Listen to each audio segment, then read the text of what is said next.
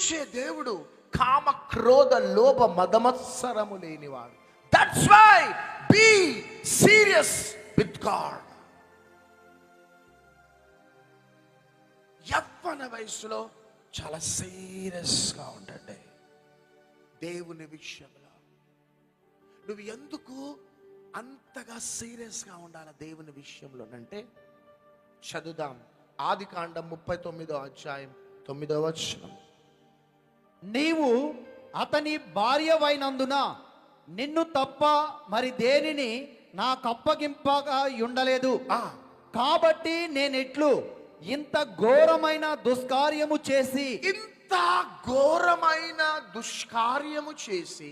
దేవునికి విరోధముగా పాపము కట్టుకొందునని. చూడండి, ఎవరికి విరోధంగా? చేయి పైకెత్తి చెప్పండి, చేయి పైకెత్తి చెప్పండి.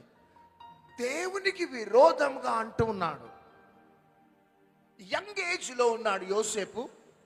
ఆ యంగ్ ఏజ్ లో ఉన్న యోసేపు దగ్గరికి ఒక సహోదరి వచ్చి పాపము చెయ్యమని టెంప్ట్ చేస్తుంది, శోధిస్తుంది. అక్కడ తండ్రి లేడు, తల్లి లేదు, దైవజనుడు లేడు. ఆయన ఈజీగా పాపం చెయ్యొచ్చు ఆ లేడీతో. కానీ నీ భర్తకి నేను ద్రోహం చేసిన వాడని అవుతేనే, నా సాక్ష్యం పోతుందే, ఇతరులు చూస్తారో అని ఆ మాటలు అంటలేడు యోసేపు.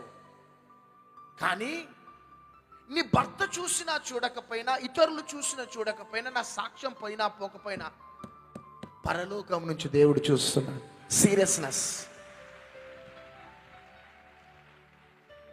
దేవుని విషయంలో సీరియస్గా ఉన్నాడు జోసెఫ్.